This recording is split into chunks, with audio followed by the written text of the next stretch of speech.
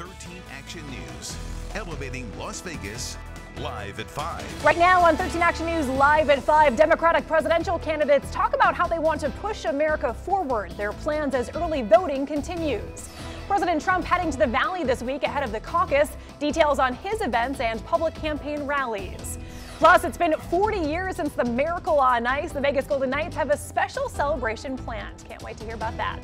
Hello, and thanks for joining us on 13 Action News live at 5. I'm Jackie Kostek. We're following breaking news of a shooting in the Southwest. We don't have many details yet, but reporter Austin Carter is on the scene with the latest update. And Austin, what can you tell us so far?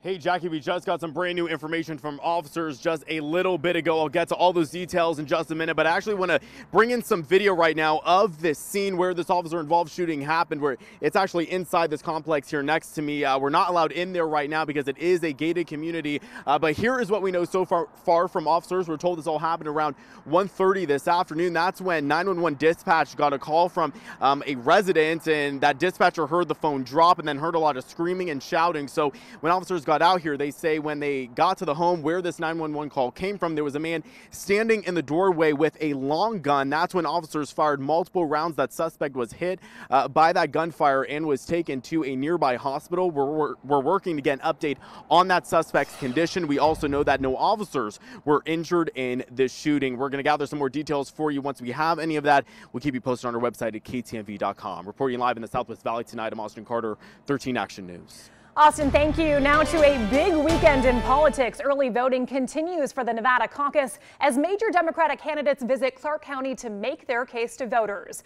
13 Action News reporter Jeremy Chen is live with more on the turnout and what some of the candidates are telling voters. Well, Jackie, Nevada has traditionally been a bellwether state that could very well determine the nomination or even the presidency, and Democratic candidates flooded all over the state, including here in Clark County, either to jumpstart or continue the momentum for their campaigns. A growing line marks the sign of early voting as Democrats gear up for the upcoming caucus. This is our big moment. We're battle-born, we're battle-tested, and we're looking forward to battling after we have our nominee into the general. A nominee that's still yet to be determined. Nevada now playing an important role with more than 11,000 voters turning out on the first day of early voting. The state party chair reassuring voters after volunteers raised concerns about training for the new vote tallying system. We have volunteers who are training on our caucus calculator right now. They're going to continue to be, trained on the caucus calculator all the way up until caucus day. So we will be ready. Pete Buttigieg is looking to build on his delegate lead after good results in Iowa and New Hampshire. His campaign making a push to voters of color, expected to make a decisive impact in the race. It's an opportunity to continue reaching out to a broader and broader electorate, but we've already been able to connect with fellow diehard Democrats and draw independents and even some Republicans. Senator Amy Klobuchar looking to build momentum after her third-place finish in New Hampshire, and Tom Steyer looking for a strong finish, spoke at an infrastructure forum. The first day of my presidency, I would declare a climate emergency and start changing the rules under which private corporations are allowed to generate energy. I would like to see, for instance, is a 2-year budgeting cycle. I think that would help us to, when we put money out there, then we would have another year to look back to see how it was spent. All major candidates taking the state seriously as they rally for support. They know what Nevada says goes. And what Nevada says will be a great indication as to what's going to happen on Super Tuesday again and into what's going to happen across the board. And there will be 2 more days of early voting on Monday and Tuesday, and you'll see the top Democratic candidates come back to Clark County in time for that only debate before the caucus this Wednesday. Jeremy Chen, 13 Action News.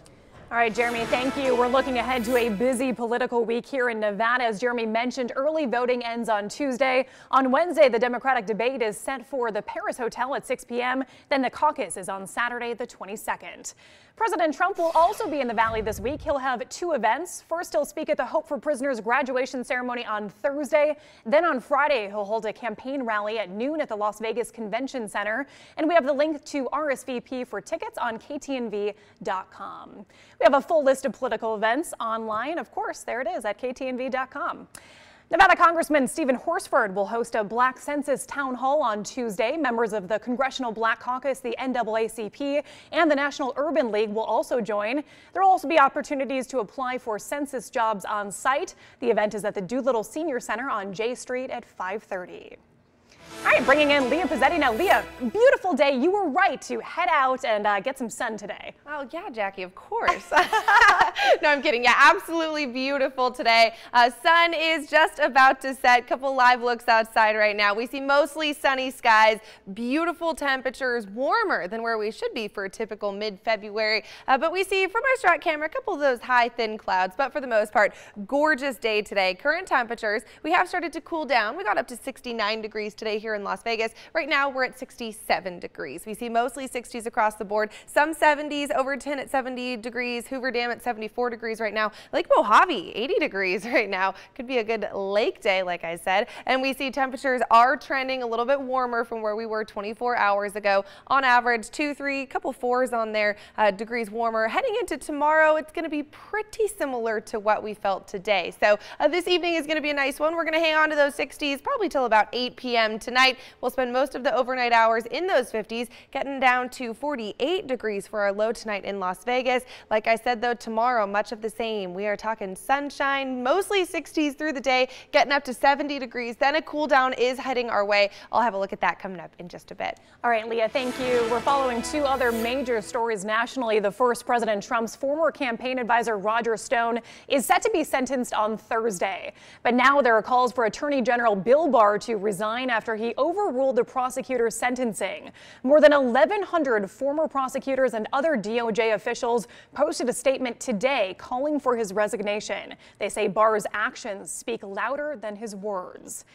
Now to the latest on the coronavirus. Hundreds of Americans are headed back to the States after being evacuated from a quarantined cruise ship. Deck by deck, several hundred American passengers on the Diamond Princess disembarked early this morning. You can see many of them waved goodbye to the ship and even some taking selfies. However, hundreds of passengers aboard have tested positive for coronavirus. Americans that are sick can't go home and will be treated in Japan. Passengers able to fly home will spend at least 2 weeks in isolation. You want to see what your next step is? Yes, we do. Right. Well, your next step is you get to go forward, hand the passport to this gentleman in the yellow. He will hand it to the State Department folks on either side. They will keep your passport, then they'll put you on a bus. The bus will take you to the airplane. The airplane takes you to the United States. The U.S. is, of course, trying to prevent an outbreak like the one in China, which has killed more than 1,500 people. Some hospitals are already rationing face masks. ABC News got an exclusive look inside this factory in South Dakota, where employees are working overtime to make those masks. We're heading into another week, and here are some things you'll want to know. Tomorrow is President's Day, and if you don't have any plans, you can hike at Red Rock Canyon for free. Amenity-related fees are being waived on Monday. Camping and group day fees will remain in effect. Expect to see a lot of people. The busiest time is between 10 a.m. and 1 p.m. The NASCAR Hauler Parade returns Thursday. That will begin at 5:30 at the Welcome to Las Vegas sign. About 40 18-wheeled NASCAR Cup Series haulers will head down the strip to the Las Vegas Motor Speedway. After the parade, racing action heats up at the Bull Ring, featuring local Kyle Busch. The Vegas Golden Knights will celebrate the 40th anniversary of the Miracle on Ice. In 1980, the U.S. Olympic hockey team beat the Soviet Union. The Knights will host a 2-day event starting Thursday. Then the Olympic team will be honored Saturday when the Knights take on the Florida Panthers at T-Mobile Arena. Makes me want to chant Team USA, USA. All right, the Vegas Golden Knights coming out with the win at T-Mobile Arena last night. They beat the New York Islanders 1-0, but the players weren't the only ones coming away with a victory.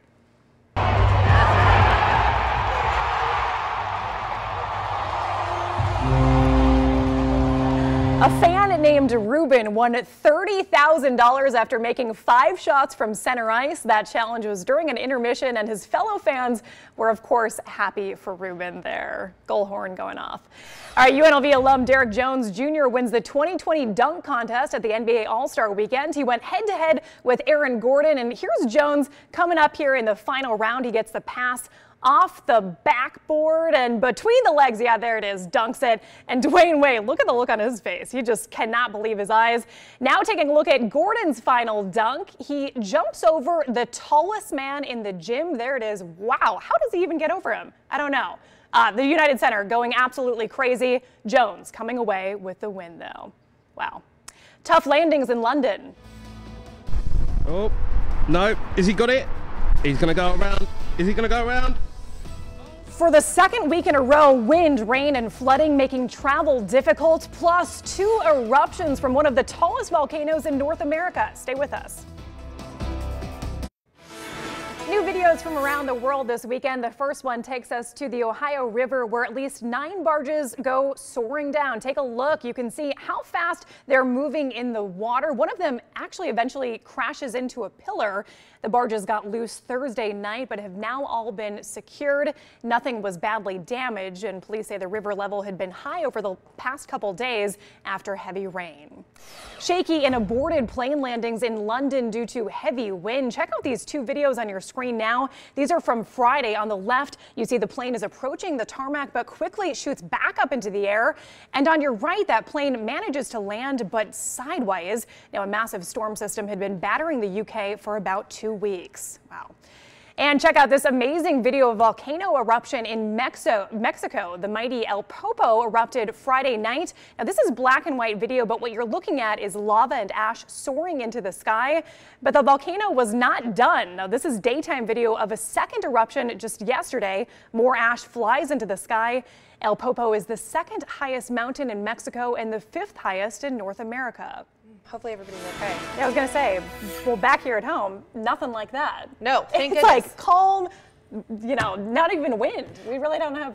I actually was hot for the first time today. I actually had that feeling too. I had a fleece on coming into work and I was like, man, take it off. I got lunch down in Henderson and I was sitting outside and it was, oh, it's so nice. And after about 5 minutes in the sun, I thought, oh my gosh, I need the shade, which is such a weird feeling. It is. We haven't felt that in months. And so. True. Wow. I'm actually thankful that it's going to be a little cooler this week because I'm not ready to be hot yet, you know? And it's sad that being hot in 60s because we know what's coming this summer. Exactly. Yeah, so exactly. Brace That yourselves. sun, though, it'll bake you. It really does.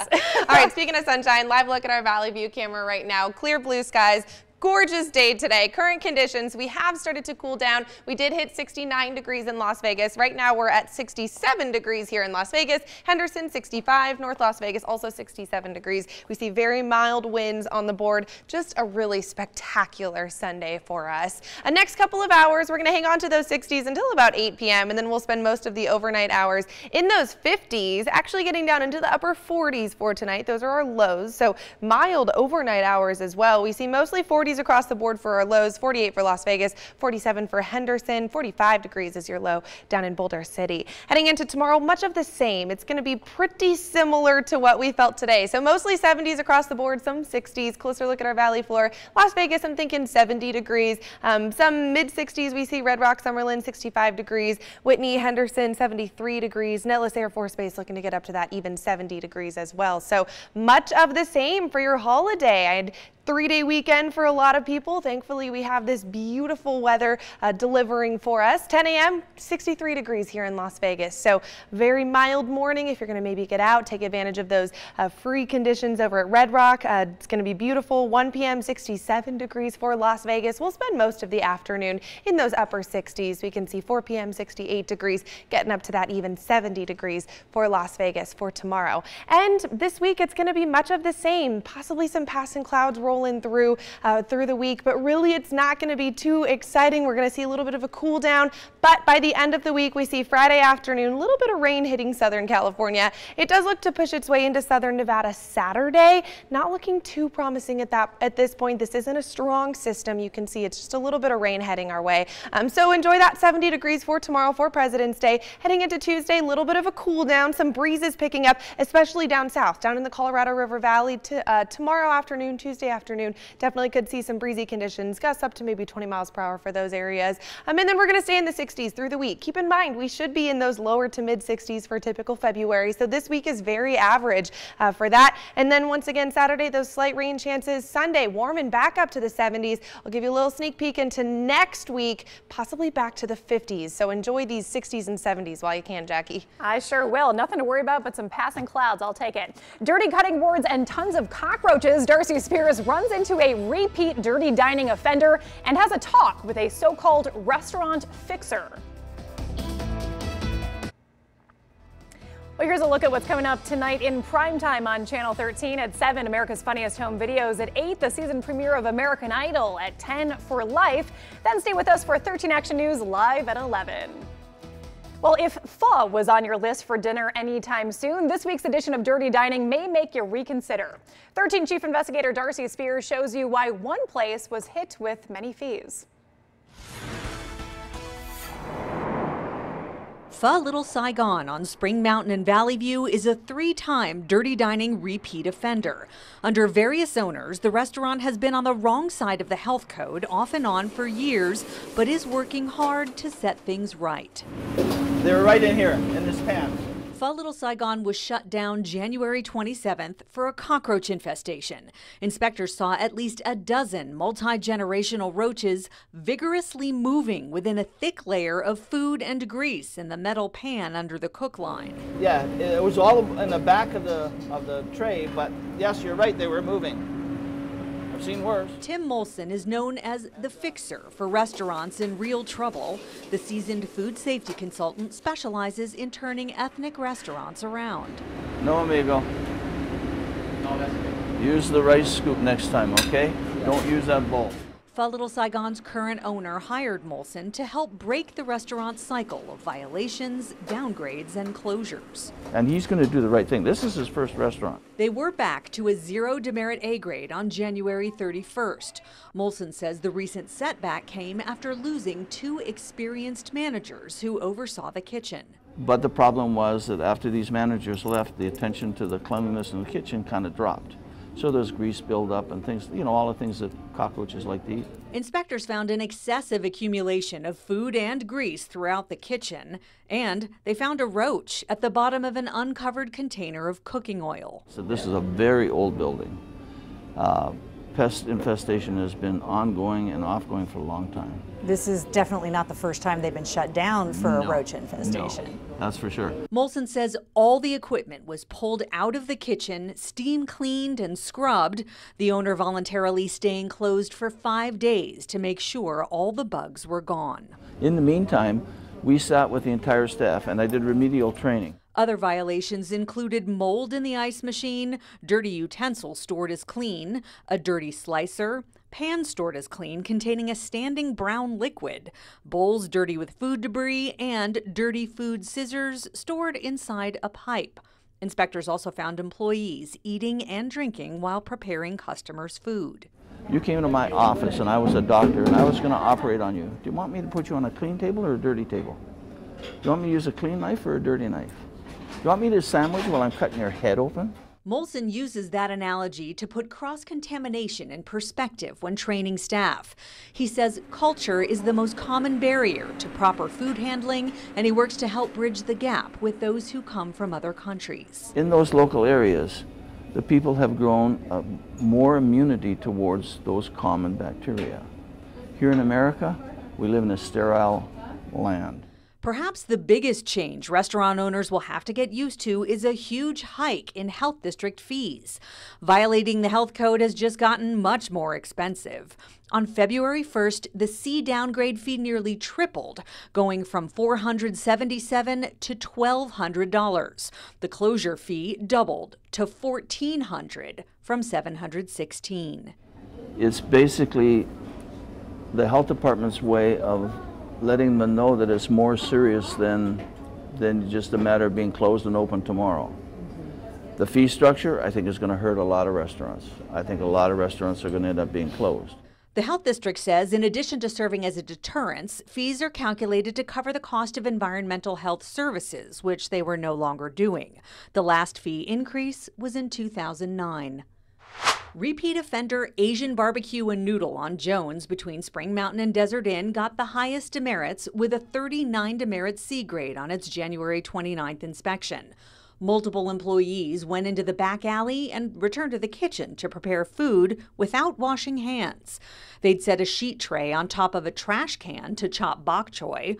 Cutting boards were dirty, floors and walls behind equipment were filthy with heavy grease and food debris, and beef bone marrow was being thawed in standing water in the mop sink.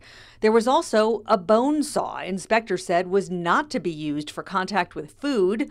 Employees said it wasn't, making us wonder what they were using it for. Due to consecutive C downgrades, Asian barbecue and noodle was placed in the health district's administrative process, and that requires intervention training. It still has a C grade. Darcy Spears, 13 Investigates. An interesting moment caught on camera in LA. Check this out. That's a man, well, that's still me. There's a man on a register in a grocery store playing a guitar. He looks like he's having a pretty good time. Yeah, he really does. A couple people cheer him on, but then you see employees telling him to get down and leave the store immediately. Wow, he really looks like he's just owning that stage. I almost feel like this was his time to shine. He wanted to be, you know, Clearly. a famous rock star, and his dreams never came true, so he said, hey, why not? And now we're talking about it, so maybe it's working. The power of social media to make stars, a star is born. But you know, we need to listen to it. I don't even know if he was good. That's the question. If I he's hope good, he was good. We'll I bet see. it was. I know. Hey, American Idol premiering tonight, 8 o'clock right here on ABC. Have a great night. We'll see you right back here in an hour.